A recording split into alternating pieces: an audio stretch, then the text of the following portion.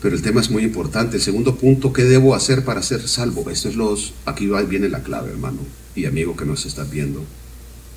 Vamos a ver, ¿qué debo hacer para ser salvo? Hechos 16:30. Hechos 16:30. Está haciendo frío acá en San Francisco. Hechos 16:30. Aquí está. Hechos 16:30, la palabra de Dios dice. Alguien preguntó acá a los apóstoles, entonces le dijo: señores, ¿qué debo hacer para ser salvo?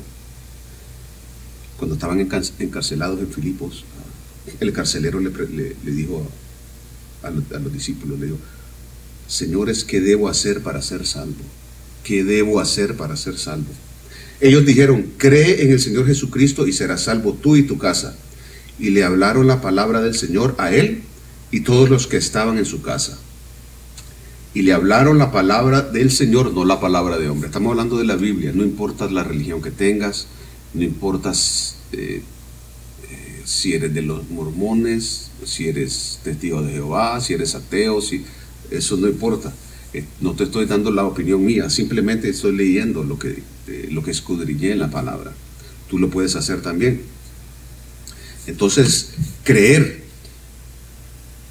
Le dijo al carcelero: cree en el Señor Jesucristo y serás salvo y toda tu casa. En Juan 1:12, la Biblia dice: a lo suyo vino y los suyos no le recibieron. Aquí tiene que poner un poco de atención porque dice a lo suyo, no a los suyos, sino dice a lo suyo vino, a sus negocios.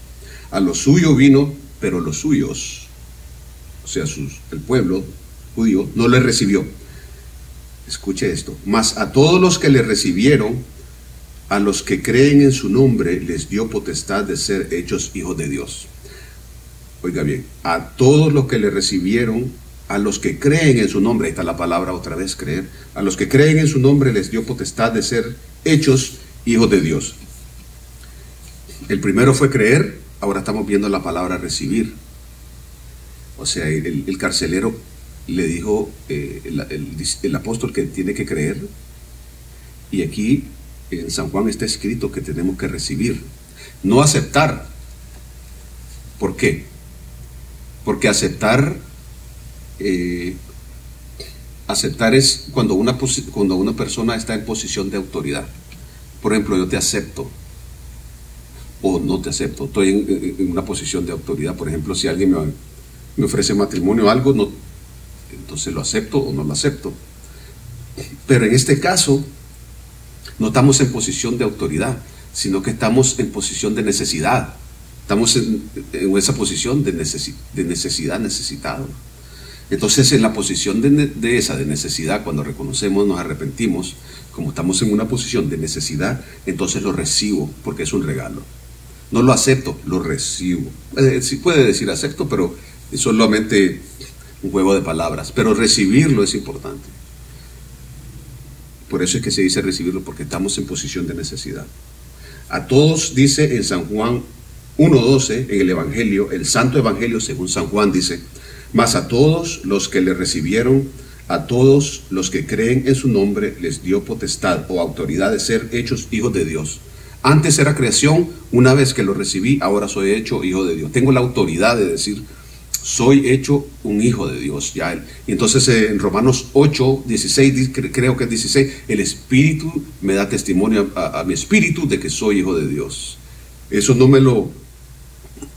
es porque yo se lo diga, sino porque el Espíritu Santo, el Espíritu de Dios le dice a usted que eres hijo de Dios. No es porque yo lo diga, no es porque un pastor lo diga. Una vez que lo recibiste, el Espíritu Santo mismo da testimonio a tu espíritu de que somos hechos hijos de Dios. Que, si no me equivoco, es Romanos 8:16, viviendo una vida en el Espíritu. Entonces la primera fue creer, recibir, y en Romanos 10:9 dice la Biblia: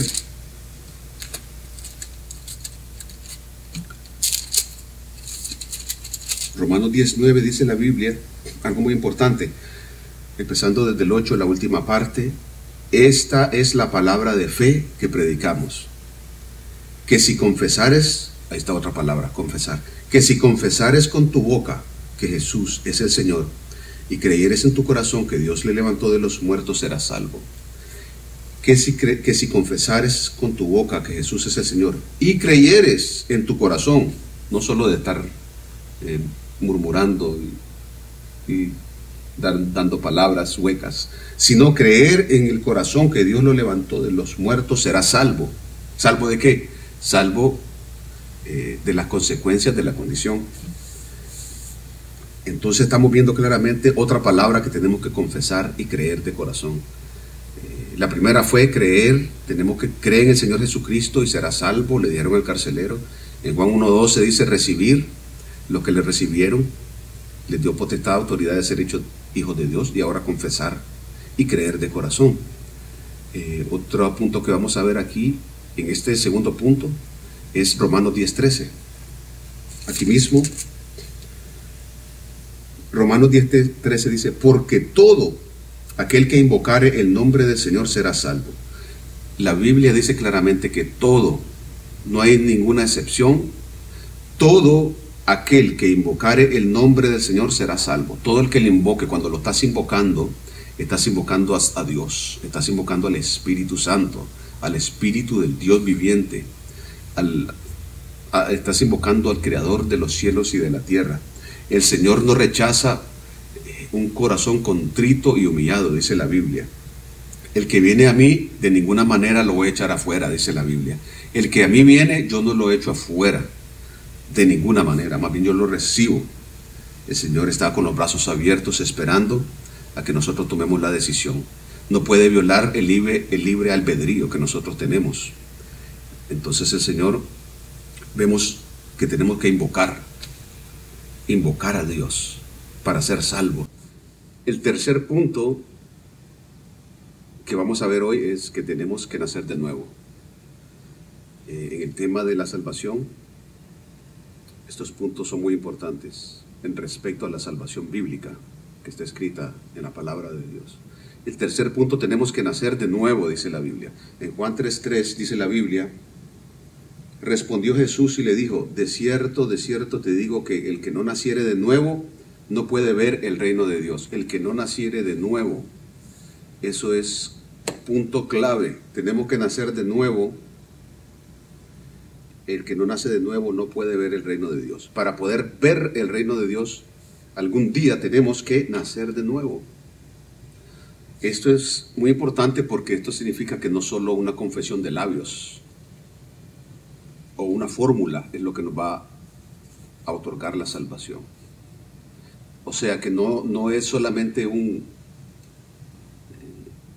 una oración como robótica, sino que tiene que haber frutos de arrepentimiento. Tiene que haber frutos en el arrepentimiento, o sea, frutos de arrepentimiento, lo que leímos temprano. Y en 2 Corintios 5:17 dice la palabra de Dios, de modo que si alguno está en Cristo, nueva criatura es. Las cosas viejas pasaron, he aquí todas son hechas nuevas. Es otro punto importante. Necesitamos nacer de nuevo. Tiene que haber una diferencia en la persona que ha conocido al Señor, que ha conocido la verdad, que conoció el camino.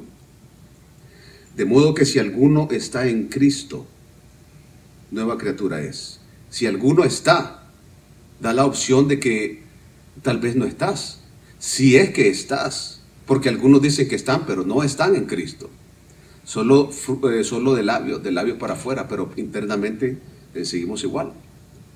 Y eso lo demostramos con los frutos. Si hay frutos, hay cambio genuino. ¿Cuáles son los frutos? Amor, gozo, paz, benignidad, bondad, dominio propio, templanza. Contra todas estas cosas no hay ley. Pero si no hay frutos y decimos que estamos en Cristo Jesús y no miramos y los frutos, más bien de la carne, la obra, perdón, no los frutos, y más bien manifestamos las obras de la carne, que son odio, contienda, vanagloria, fornicación, adulterio, que están en Gálatas 5. Si decimos que estamos en Cristo y las obras de la carne son las que se manifiestan, entonces no estamos en Cristo. Dios no puede ser burlado, dice la Escritura, porque todo lo que el hombre siembra, eso va a cosechar. No podemos engañar a Dios, podemos engañar a otros. La Biblia claramente dice que si alguno está en Cristo, quiere decir que algunos dicen que están y no están. Si alguno está en Cristo, nueva criatura es. ¿Qué significa una nueva criatura? Que volvió a nacer. Una nueva criatura significa un update que le hicieron o una actualización a como soy. No, una nueva criatura. ¿Por qué? Porque las cosas viejas pasaron. Oiga bien, las cosas viejas pasaron. Lo que me gustaba antes no me gusta hoy. Las cosas viejas pasaron. He aquí todas son hechas nuevas. Las cosas viejas quedaron atrás y todas son hechas nuevas. ¿Cuántas cosas son hechas nuevas? Todas, completa, una regeneración completa, una transformación completa tiene que haber en la persona que recibió a Jesucristo. Quiere decir, si me gustaba el color negro, ahora me gusta el color blanco. Si me gustaba el rojo, ahora me gusta el verde. Mejor dicho, si me gustaba el verde, ahora me gusta el rojo, porque a mí me gusta el rojo. Si antes me gustaban los carros de 2 pasajeros, ahora me gustan los carros de 5 o 6 pasajeros, de 7 pasajeros, los minivan. De esa manera puedo llevar gente a la iglesia. O sea, completamente nuevo. Las cosas viejas pasaron. La música que me gustaba antes ya no me gusta otro tipo de música. ¿Por qué? Porque todas las cosas son hechas nuevas. Las cosas viejas pasaron. Y eso yo lo puedo testificar por experiencia. La música, la mentalidad, es una transformación, una renovación mental completamente cuando te entregas al Señor. Entonces lo que antes era un obstáculo para llegar a Dios, ya no es un obstáculo. Ya lo dejamos atrás. Eso que te está impidiendo recibir al Señor, eso que te está impidiendo tomar una decisión de servir a Dios, de servir en la iglesia, eso que te está impidiendo, luego lo vas a ver como algo pequeñito. Pero ahora, tal vez muchas gentes como yo lo estábamos viendo grande. Tal vez hay algún impedimento. Y entonces tenemos nosotros que tomar la decisión de a quién le vamos a servir. Entonces el tercer punto es, tenemos que nacer de nuevo.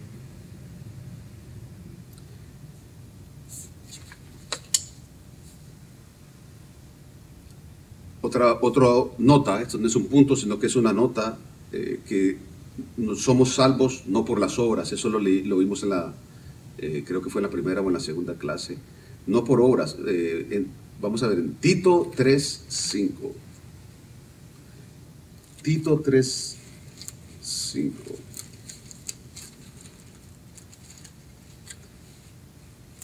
Tito es bien chiquito.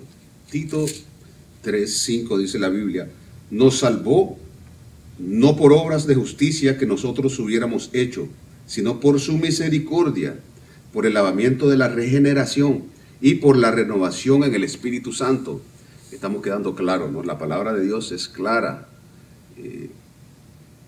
No hay necesidad de interpretación, está muy clara. En Tito 3, capítulo 3 y el versículo 5 dice: nos salvó Dios, Dios nos salvó. En el 4 dice: pero cuando se manifestó la bondad de Dios, nuestro Salvador, y su amor para con los hombres, nos salvó no por obras de justicia que nosotros hubiéramos hecho, sino por su misericordia, por el lavamiento de la regeneración y por la renovación en el Espíritu Santo. Aleluya. Cuando se manifestó la bondad de Dios, o sea que Dios es el que se manifiesta a nosotros. La Biblia dice que nadie puede llegar al Padre si no es por el Hijo, y nadie puede llegar al Hijo si no es por el Padre. O sea que se ponen de acuerdo los dos. Es ellos que se ponen de acuerdo, el Padre, el Hijo y el Espíritu.